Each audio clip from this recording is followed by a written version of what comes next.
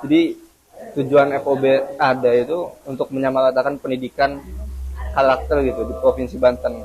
Dan juga Polmos Banten ini merupakan wadah silaturahmi anggota-anggota OSIS di Provinsi Banten sehingga koneksi itu.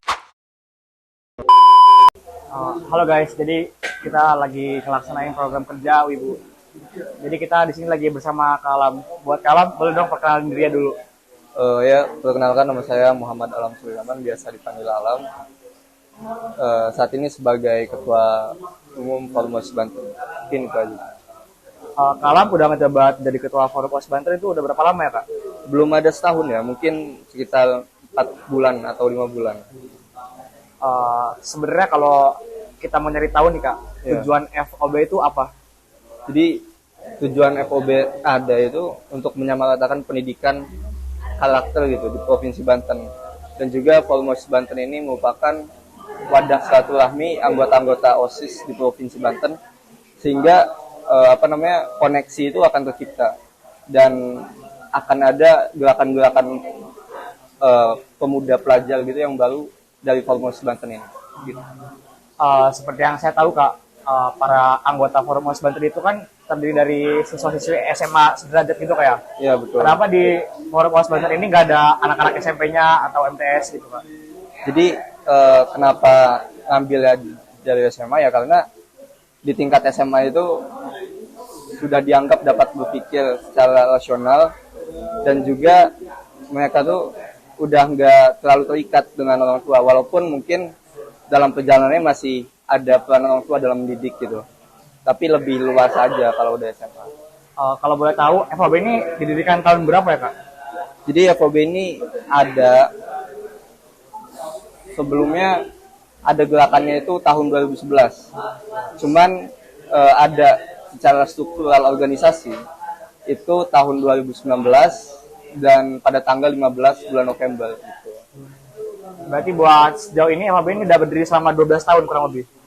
Sebetulnya untuk cara struktural organisasinya itu baru 3 tahun. Tapi untuk gerakannya emang sudah ada dari dulu gitu. Gitu. Dari yang seperti kita ketahui gitu kayak kan di setiap sekolah tuh pasti ada OSISnya. Nah dari setiap OSIS itu pasti ada yang namanya entah sekbid atau departemen. Yeah. Kalau boleh tahu di FOB ini ada berapa departemen ya? Terus tugasnya ada apa aja tuh? Oke. Di Polmos Banten ini ada kurang lebih 5 departemen.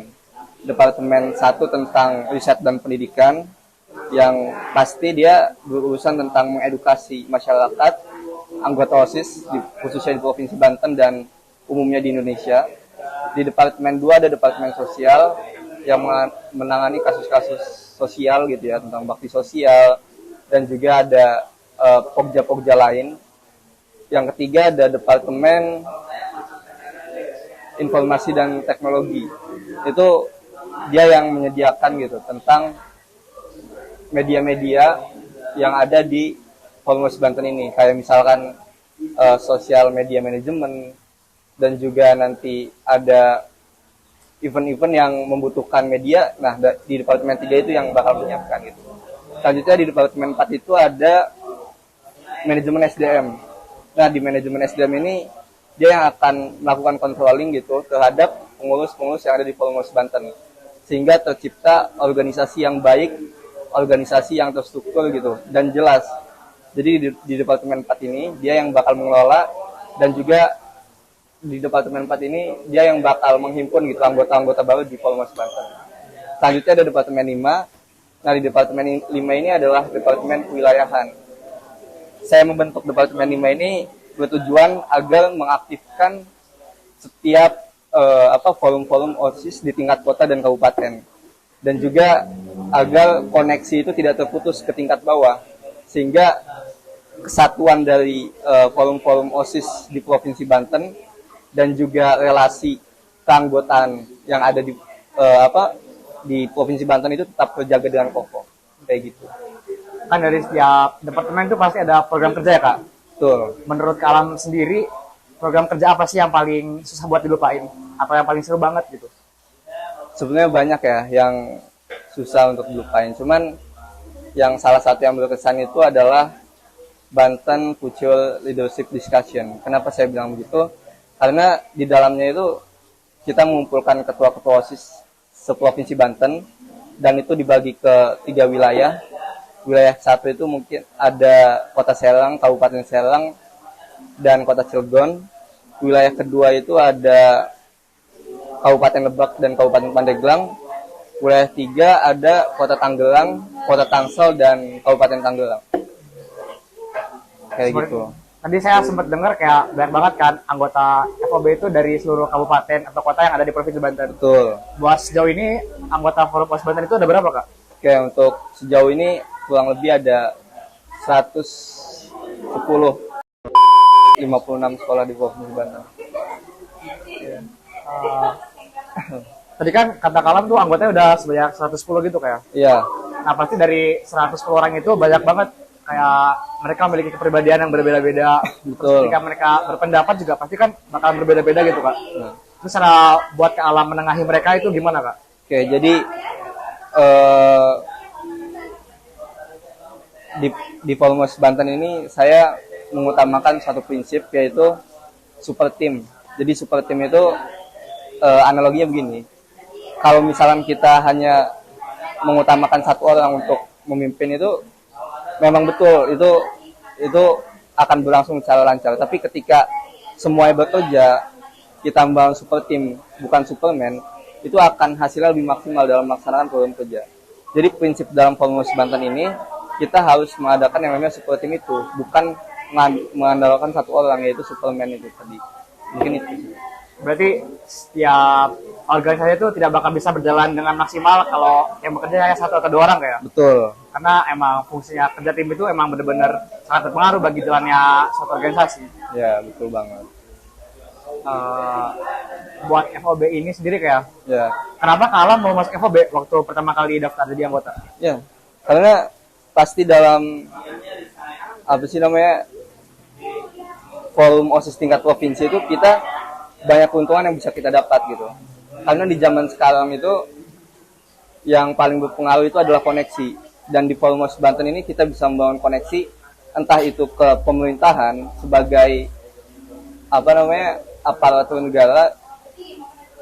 Kita juga bisa membangun koneksi ke sesama anggota OSIS di Provinsi Banten. Kayak gitu. Menurut Kalam, kalau kita ikut Forum OSIS Banten tuh apa sih benefit yang bisa kita ambil atau kita peroleh? Ya, tadi saya udah jelasin ya, kayak relasi dan juga kita bisa ningkatin relasi ke pusat gitu, ke lembaga negara, dan juga yang pastinya banyak ilmu yang bermanfaat di Forum OSIS Banten ini. Menurut Kalam, seberapa penting sih kalau ikut FOB itu? Sangat penting karena sebelum adanya Forum OSIS Banten ini, OSIS di sekolah masing-masing itu dia bergerak masing-masing dan gak ada yang mempersatukan, dan gak ada apa namanya kesamaan, istilahnya kesamaan apa ya, mekanisme dalam menjalankan program kerja. Nah, di Forum OSIS Banten ini kita samakan hal itu, kita samakan tujuan kita sehingga tercipta pendidikan karakter yang sama di Provinsi Banten. Kayak gitu. Seperti yang kita ketahui juga ya, Kak, kan banyak tuh sekolah yang tersebar di Provinsi Banten, terlebih sekolah yang bisa dibilang di daerah pelosok gitu. Ya. Kan mereka tuh kemungkinan besar adanya kemunduran selangkah lebih mundur ya dibanding kita. Ya, betul. Mungkin kalau bahasa kurang tepat bisa dikoreksi sama yang lain. Terus peran FOB buat OSIS sekolah yang belum maju itu gimana, Kak? Ya, jadi insya Allah di tahun berikutnya ketika anggota FOB sudah semakin banyak, kita akan mengadakan kunjungan-kunjungan ke sekolah-sekolah, dan kita ingin gitu bisa merenovasi istilahnya program kerja yang kurang stabil di sekolah masing-masing, sehingga tercipta program kerja yang baik dalam pelaksanaan di sekolah, di OSIS masing-masing sekolah itu. Sekarang kan udah masuk periode kedua Kalam ya. Betul. Yang awal jadi anggota sekarang mau jadi ketua. Ada nggak sih, Kak, suka duka selama ikut FOB? Dibilang suka duka, dukanya mungkin ada. Yang pasti banyak sukanya sih. Soalnya kan kita ketemu teman-teman, kita banyak koneksi di sini, dan kita banyak istilahnya ngobrol lah, sharing dan seru-seruan di sini kayak gitu. Mungkin ada nggak sih, Kak, pesan buat remaja di luar sana, terlebih yang menjadi pengurus OSIS di sekolahnya masing-masing gitu? Oke, pesan untuk pemuda di luar sana yang menjadi pengurus OSIS, kalian harus bisa lebih tangguh daripada anggota-anggota siswa-siswa biasa di sekolah masing-masing, dan juga kalian harus bisa berinovasi untuk minimal untuk diri kalian sendiri dan maksimalnya untuk sekolah kalian, sehingga sekolah kalian itu bisa diangkat istilahnya namanya dan terkenal gitu. Dan juga jadikan OSIS itu sebagai wadah untuk berprestasi. Mungkin itu aja. Oh iya, hampir saya lupa Kak. Ini saya mau nanya, yang mungkin masalah ini terjadi di semua orang. Ya. Gimana sih caranya ngebagi waktu antara sekolah, organisasi, dan keluarga? Oke, jadi kalau misalkan tadi itu tentang sekolah, Organisasi, keluarga. Jadi kita harus tahu skala prioritas dan juga kita harus bisa nempatin gitu posisi kita sebagai apa di sana. Kalau misalkan di keluarga sedang ada musibah, ya kita utamakan keluarga, karena mau gimana pun keluarga adalah tempat kita pulang, keluarga itu tempat kita mengadu dan lain-lain. Dan yang menjadi masalah selanjutnya adalah sekolah dan organisasi. Nah, sekolah dan organisasi ini skala prioritas juga dibutuhkan lagi. Kenapa? Misalkan kamu di sekolah itu ada tugas yang harus diselesaikan, maka selesaikan tugasnya terlebih dahulu, kemudian laksanakan organisasi. Tapi tergantung tugasnya, deadline-nya misalkan masih lama, ya selesaikan dulu deadline yang ada di organisasi kayak gitu. Berarti kunci utamanya itu memanage waktu dengan baik. Betul. Kalau memanage waktu dengan baik versi Kak Alam itu seperti apa Kak? Yang tadi, menentukan skala prioritas dan kita bikin timeline gitu. Hari ini kita harus ngapain, walaupun nggak tertulis secara tulisan gitu. Itu di otak kita harus mulai terlatih tuh. Di jam sekian kita harus ada di sini, di jam sekian kita harus ada di sini, dan tugas apa, goals apa, tujuan apa yang harus kita selesaikan di hari itu gitu. Dan itu kita susun, misalkan 10 tujuan kita di hari itu, minimal 5 tujuan ke atas itu harus kita selesaikan terlebih dahulu. Kayak gitu.